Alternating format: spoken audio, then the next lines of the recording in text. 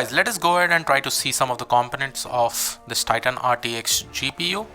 And first of all, you'll be able to see these two fans, and this particular socket that you see will be connected to the motherboard. Apart from this, two more sockets have been given for the cable so that you can connect to your system or the workstation. And this is how it looks from the back. You can see what a kind of glossy look it has. It looks amazing. Apart from this, guys, as I told you that for this particular two sockets, right, there's also a cable, which is actually given over here. I'll just put this over here itself in this particular box, and here is basically the cable which will actually help us to connect to the workstation. It's becoming difficult to open it, but I'll try to open it definitely. Okay, sorry, this is how it should be removed. Okay, now this particular cable will definitely get connected to here, and from here it will be going to the workstation itself. There is also a small catalog. This is how the cable looks like, guys. You can see over here itself.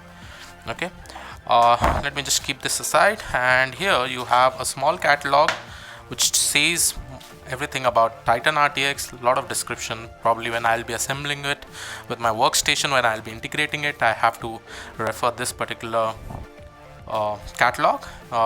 It is also called as a starter guide, and apart from that, there is also one guide which is also called as support guide. So here is basically a support guide.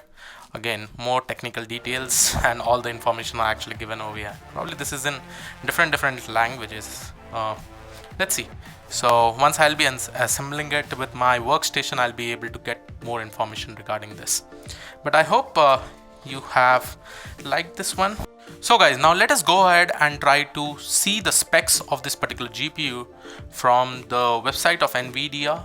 We'll try to see all the necessary specs, and again, benchmarking will be done once once the workstation is actually ready.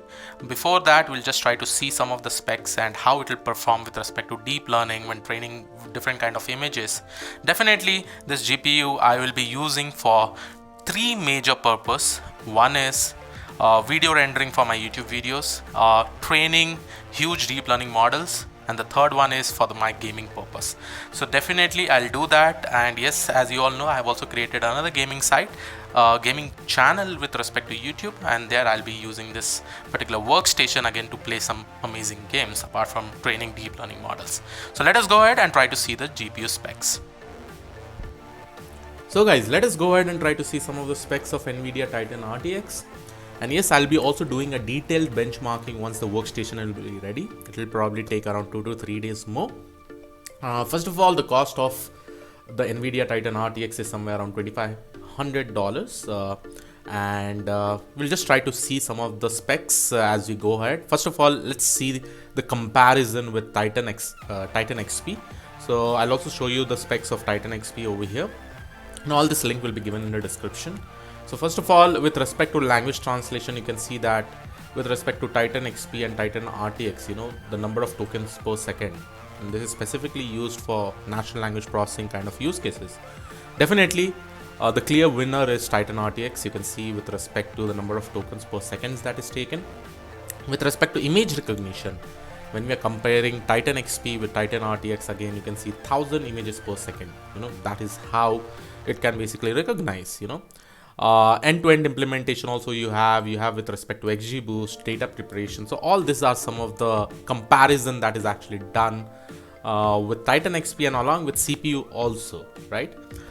If I go down, there is also something called as 3D visualization multi-app, and here is the complete specs of NVIDIA Titan RTX. It has graphic processing clusters around 6, texture processing clusters around 36, streaming multiprocessor around 72, CUDA cores is 4608.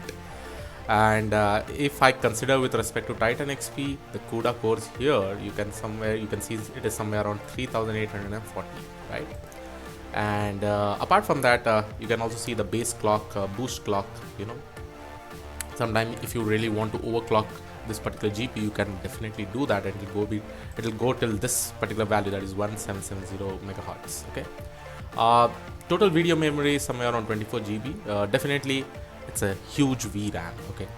And I guess I can increase the bash size, okay, if I have good amount of RAM along with this VRAM. VRAM is pretty much important because whenever I train some deep learning, specifically images regarding models, right, at that time definitely I can send a huge bash size to train my models and all. Apart from that, you can also see there is some dual slot and other simple features, normal features that are common to all the GPUs altogether. But again, it's a beast, I told you, because the type of configuration of the workstation that I'm probably creating, I'll be having RAM of somewhere around 64 GB, motherboard, and many things. I'll be showing you all the detail when I'll be creating the workstation. It'll be pretty much amazing. So I hope you like this particular video. Please do subscribe to the channel if you have not already subscribed, and I'll see you all in the next video. Probably after 2 to 3 days, the workstation will be ready. I'll be comparing two workstations and probably I'll be showing you that particular video itself. So thank you all. I'll see you all in the next video. Bye bye.